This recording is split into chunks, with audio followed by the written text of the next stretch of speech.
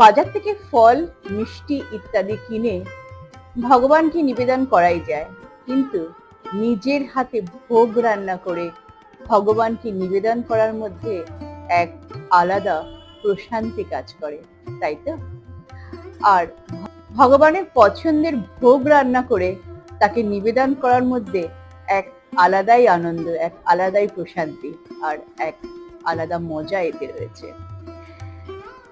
ভগবানের প্রসাদে আমরা নারকেল নাড়ু, তালের মালপোয়া, তালের বড়া ইত্যাদি নানা রকম আমরা তৈরি করতে পারি, কিন্তু কিন্তু ভগবানের পছন্দের ভোগ কি কি, সেই ভোগগুলো যদি রান্না করা যায় এবং ভগবানকে নিবেদন করা যায়, তাহলে ভগবান শ্রীকৃষ্ণ অত্যন্ত প্রসন্ন হবেন।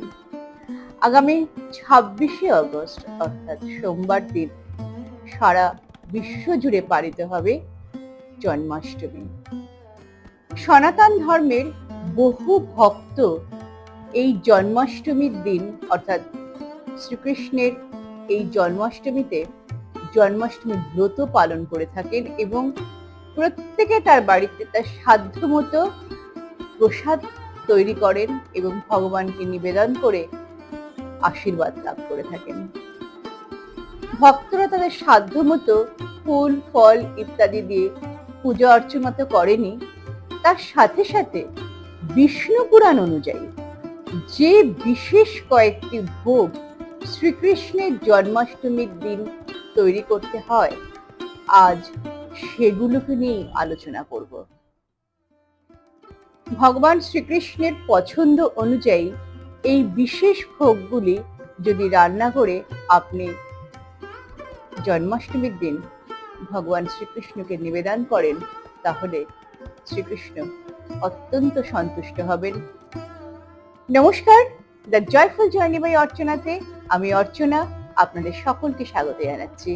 জন্মাষ্টমীর এই বিশেষ পর্বে আজকে আমরা আলোচনা করব ভগবান শ্রীকৃষ্ণের বিশেষ পছন্দের ভোগ কি কি, যা আপনি অবশ্যই জন্মাষ্টমীর দিন রান্না করে ভগবান শ্রীকৃষ্ণকে নিবেদন করবেন এবং তার অশেষ কৃপা এবং আশীর্বাদ লাভ করবেন।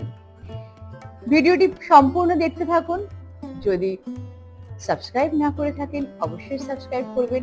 কমেন্ট বক্সে অবশ্যই জয় শ্রীকৃষ্ণ লিখবেন আর অবশ্যই একটা লাইক করে বরাবরের মতো পাশে থাকবেন। তাহলে চলুন শুরু করি।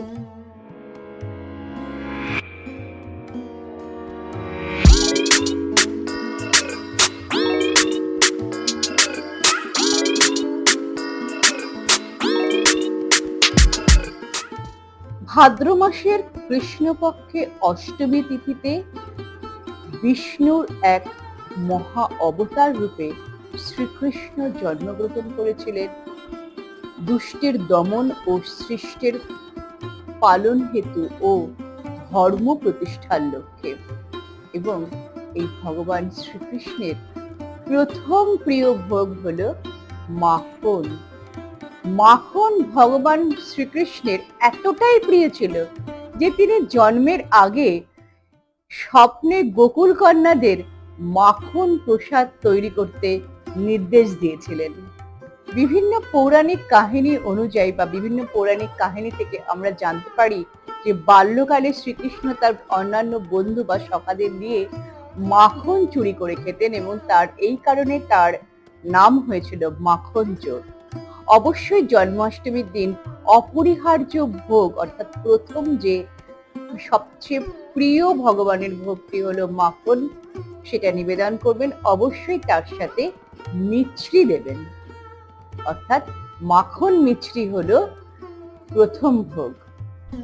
দ্বিতীয় যে ভোগটি হলো সেটি হচ্ছে সুগন্ধযুক্ত পায়েস অর্থাৎ গোবিন্দভোগ চালের পায়েস। এখানে একটা ইতিহাস রয়েছে যে মা যশোদা তার পুত্রকে এই সুগন্ধযুক্ত চালের পায়েস বানিয়ে সবসময় নিবেদন করতেন, তাই এই চালের নাম হয়েছিল গোবিন্দপুর ভোগ। এবং যে কোনো গোবিন্দের সেবায় যে কোনো ভোগ রান্নাতে এই সুগন্ধযুক্ত চাল ব্যবহার করা হয়। সেই কারণে গোবিন্দপুর ভোগ নামে যুগের পর যুগ ধরে এই সুগন্ধি চালটি চলে এসেছে। তাই গোবিন্দভোগ চালের ভোগ অবশ্যই ভগবান শ্রীকৃষ্ণকে নিবেদন করবেন, এটি তার দ্বিতীয় ভোগ। ভগবান শ্রীকৃষ্ণের পছন্দের তৃতীয় ভোগটি হলো সবুজ শাক, অর্থাৎ সবুজ রং শ্রীকৃষ্ণের অত্যন্ত প্রিয়। আর সবুজ রঙের শাক খেতে তিনি খুব পছন্দ করতেন। একবার মহাভারতের সময় আমরা দেখতে পাই দুর্যোধনের রাজপ্রাসাদে 56 ভোগের নিমন্ত্রণ নাকচ করে তিনি বিদুরের গৃহে গিয়ে শাক অন্ন গ্রহণ করেছিলেন। এই শাকের অর্থাৎ সবুজ রঙের যে কোনো শাক আপনি রান্না করতে পারেন, তার মধ্যে সব থেকে ভালো হয় কলমি শাক।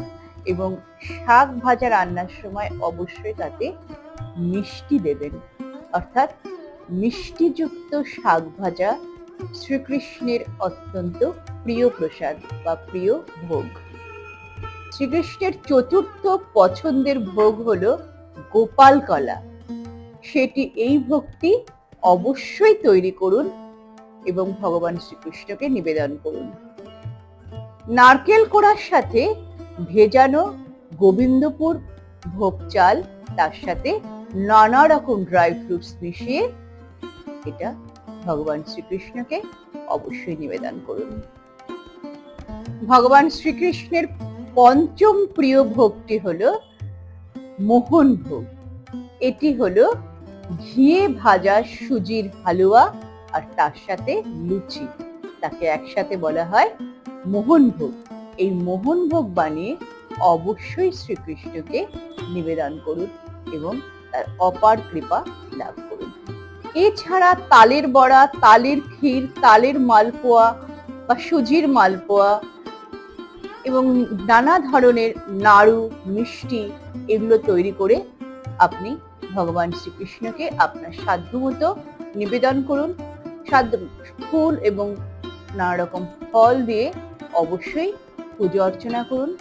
ভগবান শ্রীকৃষ্ণের সকল ভোগে অবশ্যই তুলসী পাতা নিবেদন করবেন। তুলসী পাতা ছাড়া কিন্তু ভগবান শ্রীকৃষ্ণের ভোগ সম্পূর্ণ হয় না।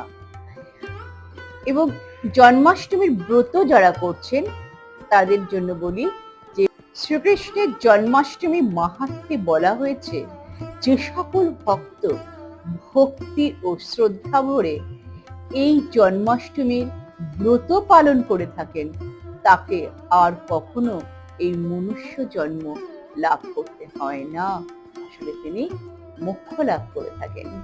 আজকের এই পর্যন্ত, আসছি পরবর্তী জন্মাষ্টমী ভিডিও নিয়ে। ততক্ষণ ভালো থাকুন, সুস্থ থাকুন ও আনন্দে থাকুন। এবং জন্মাষ্টমীর দিন যতই ভোগ রান্না করে থাকুন তার মধ্যে এই 5টি শ্রীকৃষ্ণের অত্যন্ত প্রিয় ভোগ নিবেদন করতে একদম ভুলবেন না। জয় শ্রীকৃষ্ণ।